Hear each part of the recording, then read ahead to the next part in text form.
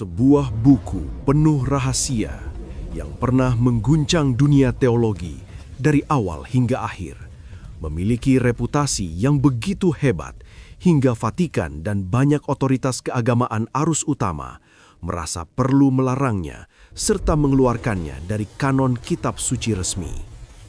Buku ini dianggap berbahaya bukan hanya karena usianya, tetapi karena memuat detail yang terlalu vulgar dan spesifik tentang alam gaib, sebuah wilayah yang seharusnya tetap tersembunyi dari mata awam.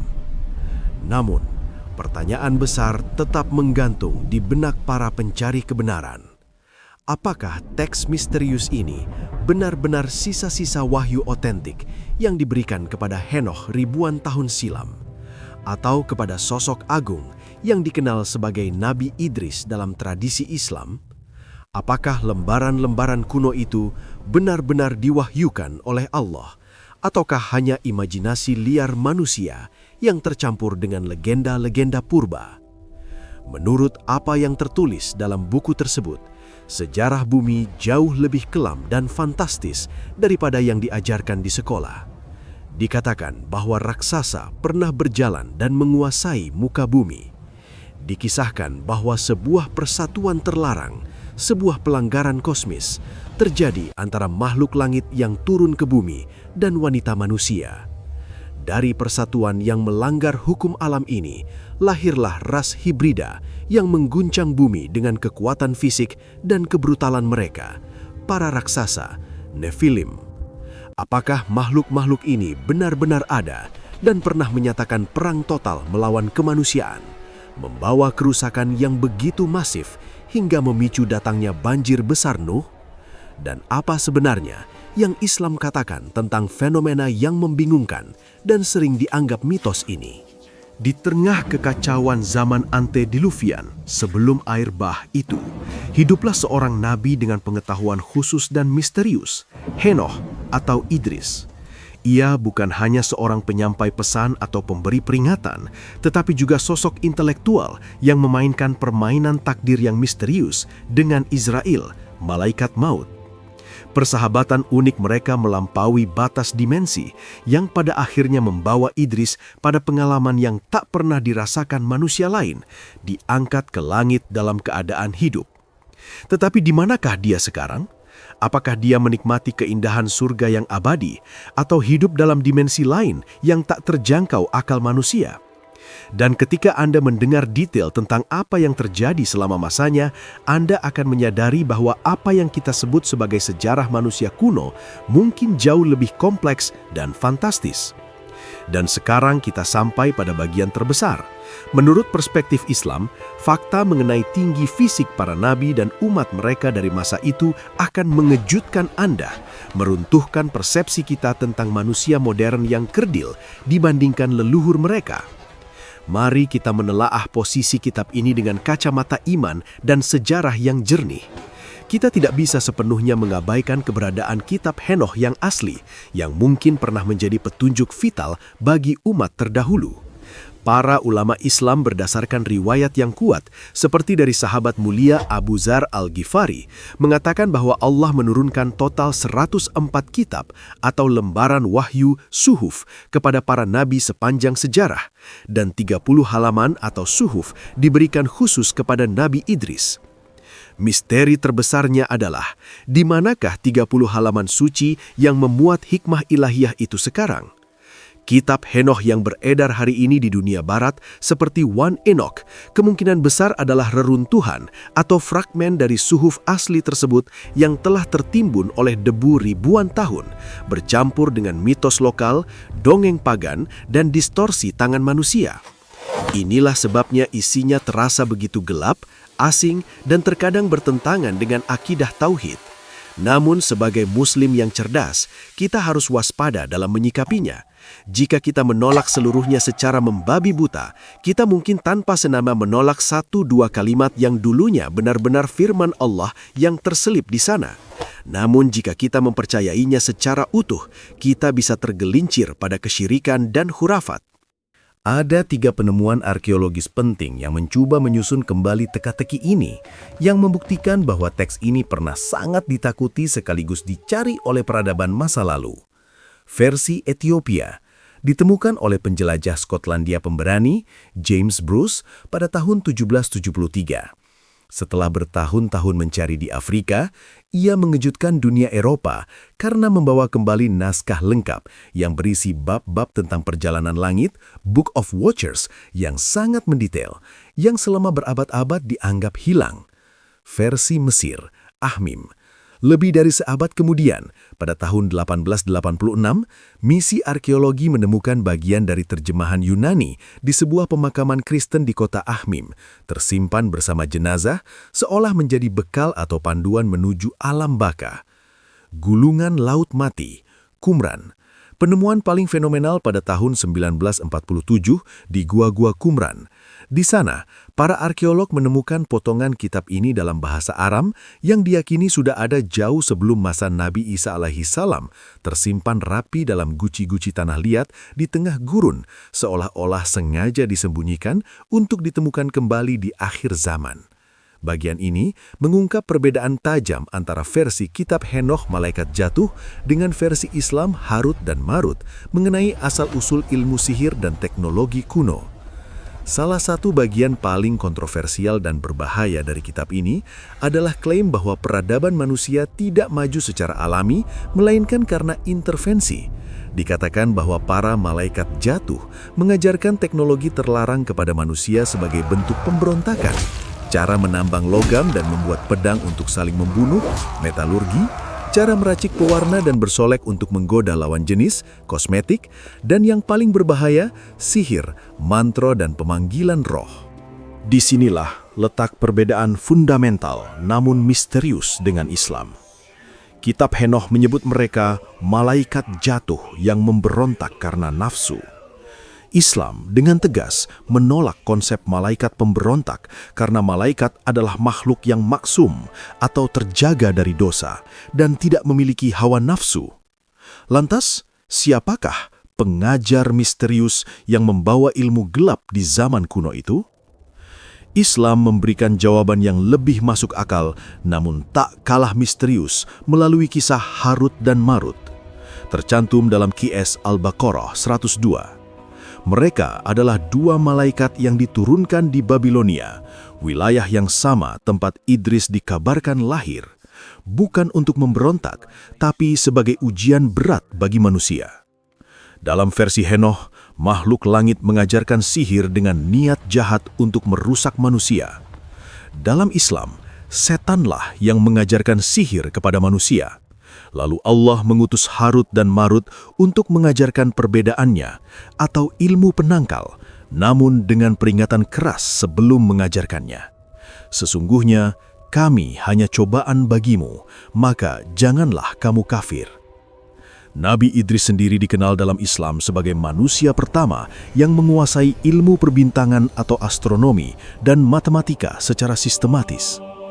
Dalam kitab Henoch, ilmu perbintangan diajarkan oleh makhluk jahat sebagai rahasia langit yang dicuri. Namun dalam Islam, ilmu itu adalah mukjizat dan hikmah yang diberikan Allah langsung kepada Idris untuk kebaikan navigasi dan ibadah, bukan hasil curian.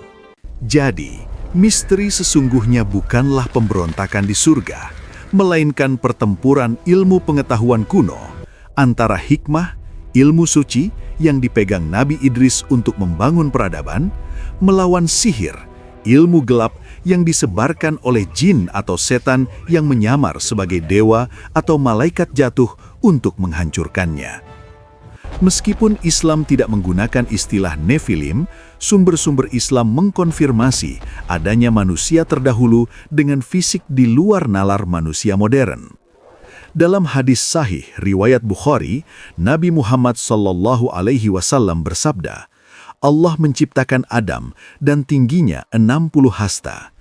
Jika dikonversi, ini setara dengan plus minus 30 hingga 40 meter.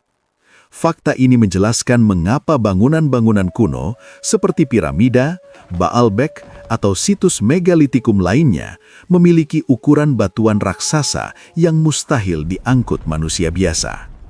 Kaum Ad yang hidup beberapa generasi setelah Idris digambarkan dalam Al-Quran sebagai kaum yang mampu memahat gunung menjadi istana dan memiliki kekuatan fisik yang tak tertandingi di negeri-negeri lain. Jadi, raksasa dalam sejarah Islam bukanlah monster hibrida hasil kawin silang malaikat manusia, melainkan wujud asli manusia di masa awal penciptaan yang perlahan menyusut seiring berjalannya waktu dan degradasi genetika. Siapakah sebenarnya Nabi Idris? Ia adalah sosok intelektual pertama dalam sejarah kenabian yang menjembatani masa primitif menuju peradaban. Pewaris ilmu, dia adalah orang pertama setelah Adam yang menulis dengan pena, kalam. Ini menandai transisi besar dari tradisi lisan ke tradisi tulisan, memungkinkan ilmu pengetahuan diabadikan. Ilmuwan pertama, dia menguasai ilmu matematika, perhitungan falak, dan astronomi. Ia memahami pergerakan bintang, rasi, dan musim jauh sebelum teleskop ditemukan. Pelopor peradaban, dia adalah manusia pertama yang menjahit pakaian. Sebelumnya, manusia mengenakan kulit binatang yang kasar dan sederhana. Idris mengajarkan cara memotong kain, menjahitnya, dan membuat pakaian yang beradab, mengangkat martabat manusia di atas hewan. Dalam Al-Quran, namanya disebut 2 kali dengan penuh penghormatan. Ia dipuji sebagai orang yang sangat jujur, sidik, dan memiliki kesabaran yang luar biasa dalam menghadapi kaumnya yang keras kepala. Nabi Idris membagi rutinitas hidupnya dengan disiplin yang sangat ketat. Selama 3 hari, ia mendedikasikan waktunya sepenuhnya untuk umatnya, mengajar, berdakwah, dan menyelesaikan perselisihan sosial. Selama 4 hari berikutnya, ia akan menyepi atau uzlah, bepergian ke tempat-tempat sunyi, gua atau bukit untuk beribadah secara total kepada Allah, menjauh dari hiruk-pikuk duniawi untuk mengisi kembali energi spiritualnya. Suatu hari, setelah lelah berdakwah di bawah terik matahari yang menyengat, kulitnya basah oleh keringat dan tubuhnya terasa terbakar. Namun, alih-alih mengeluh untuk dirinya sendiri, hatinya justru tergerak oleh rasa empati yang mendalam terhadap makhluk lain. Ia menatap ke langit silau dan berdoa dengan tulus. "Ya Tuhanku, aku tidak tahan 1 hari pun berjalan di bawah matahari ini. Bagaimana dengan malaikat yang ditugaskan membawa dan mengatur matahari itu sendiri? Bagaimana ia menahan panas yang dahsyat dan membakar ini setiap hari tanpa henti?" Doa tulus dari seorang kekasih Allah ini menembus langit. Allah mengabulkannya, dan seketika itu juga beban panas sang malaikat berkurang drastis. Malaikat matahari merasakan keringanan yang belum pernah ia rasakan sebelumnya. Ketika ia bertanya kepada Allah, ia diberitahu bahwa itu adalah berkat doa hambanya, Idris. Merasa berhutang budi dan kagum, malaikat itu meminta izin Allah untuk turun ke bumi menemui Idris. Mereka akhirnya bertemu, menjalin persahabatan spiritual yang erat dan sering beribadah bersama. Sebagai tanda terima kasih, malaikat matahari menawarkan 1 permintaan. Idris, yang pikirannya selalu tertuju pada akhirat, tidak meminta harta atau kekuasaan dunia.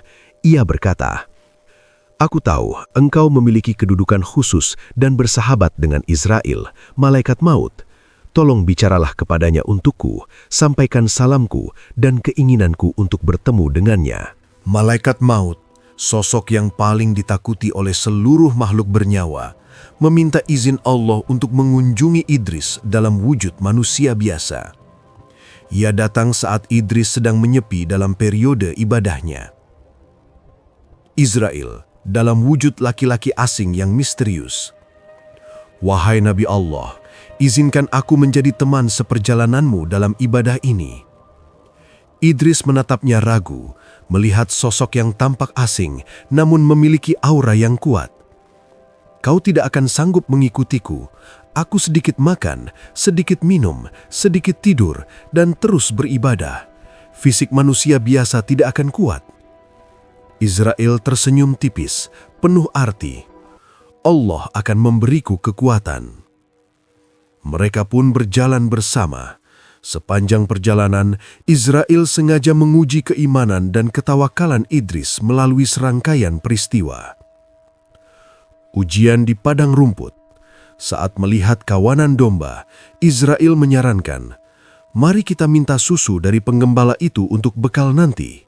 Padahal ia malaikat yang tak butuh makan. Idris marah dan menegur, "Mengapa kau meragukan rizki Allah? Allah yang menjamin rizki kita dimanapun kita berada." Ujian di kebun anggur. Saat melihat kebun anggur yang ranum, Israel kembali memancing untuk mengambil anggur yang bukan hak mereka. Idris kembali menolaknya dengan tegas. Keanehan ibadah. Saat malam tiba, Idris berbuka puasa, namun tamunya menolak makan. Lebih aneh lagi, sepanjang malam, tamu asing ini tidak tidur sekejap pun dan terus berdiri sholat tanpa menunjukkan tanda-tanda lelah atau kantuk sedikit pun. Akhirnya, di hari ketiga, Idris tak tahan lagi dengan keanehan temannya. Ia bertanya dengan suara bergetar, "Demi zat yang memegang jiwaku, katakan yang sebenarnya. Kau bukan manusia biasa, kan? Siapa kau sebenarnya?" Israel akhirnya mengaku, "Aku adalah malaikat maut." Idris terkejut luar biasa, mengira waktunya telah tiba. Namun setelah tahu Israel hanya berkunjung, ia mengajukan 3 permintaan besar yang sangat berani. Permintaan yang belum pernah diajukan manusia manapun.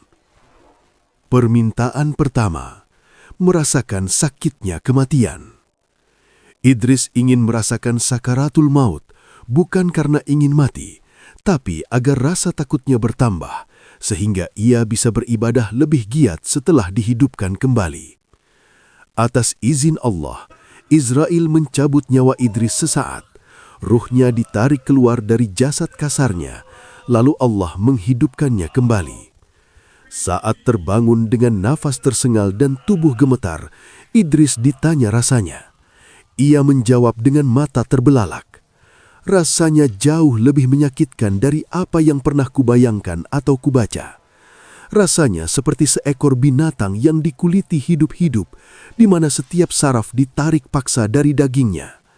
Rasa sakit itu tak terlukiskan." Permintaan kedua, melihat kengerian neraka. Idris kemudian diminta diperlihatkan neraka agar ia semakin waspada terhadap dosa. Israel membawanya ke gerbang neraka. Malaikat penjaga neraka, Malik, yang berwajah garang, diperintahkan membuka pintu hanya selebar lubang jarum. Meskipun hanya celah sekecil itu, Idris langsung dihantam oleh pemandangan yang melumpuhkan jiwa. Ia mendengar gemuruh api yang hitam pekat, bukan merah, rantai-rantai besi yang beradu, dan jeritan pilu para penghuninya. Hawa panas yang keluar dari celah itu begitu dahsyat, hingga membuat Idris pingsan seketika karena ketakutan yang mencekam. Pengalaman ini membekas dalam jiwanya, membuatnya semakin takut berbuat dosa. Permintaan ketiga, melihat keindahan surga. Setelah pulih, Idris mengajukan permintaan terakhir, "Tolong tunjukkan aku surga. Jika aku melihatnya, kerinduanku akan bertambah dan ibadahku akan semakin ikhlas." Atas izin Allah, mereka pergi ke gerbang surga. Penjaga surga Ridwan menyambut mereka. Dari luar gerbang, Idris sudah bisa mencium aroma wangi yang menenangkan jiwa. Melihat sungai-sungai susu dan madu yang mengalir, istana-istana permata dan pepohonan yang rindang. Tak kuasa menahan diri, ia meminta izin untuk masuk sebentar, sekadar meminum air dan memakan buah surga untuk melepas dahaga dari perjalanan panjangnya. Setelah selesai menikmati seteguk air yang rasanya tak pernah hilang dari tenggorokan dan buah yang kelezatannya tak tertandingi, Israel berkata, "Baiklah, wahai Nabi Allah, sudah waktunya kita kembali ke dunia. Nanti di hari kiamat, kau akan masuk lagi ke sini selamanya." Namun di momen itulah terjadi hal tak terduga.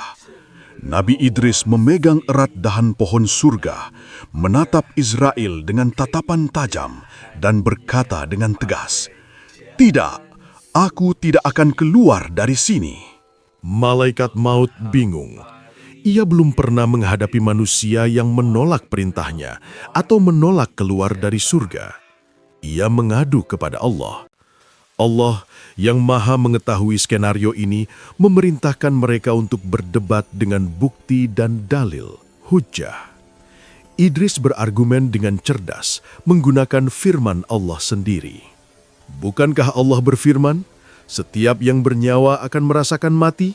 Tanya Idris. "Benar," jawab Israel. "Aku sudah merasakan kematian di tanganmu tadi. Maka kewajiban merasakan kematian itu sudah gugur dariku." Bukankah Allah berfirman, "Tidak ada seorang pun darimu yang tidak melewati neraka?" "Benar," jawab Israel. "Aku sudah melewatinya dan melihatnya hingga pingsan. Maka aku sudah memenuhi ketentuan itu." Dan bukankah Allah berfirman tentang penduduk surga, "Dan mereka tidak akan pernah dikeluarkan darinya"? Idris menekankan poin terakhirnya. Ini adalah hukum Allah yang kekal. Sekali seseorang masuk ke dalam surga, haram baginya untuk dikeluarkan kembali. Maka atas dasar ayat ini, aku tidak akan pergi. Perdebatan itu hening sejenak.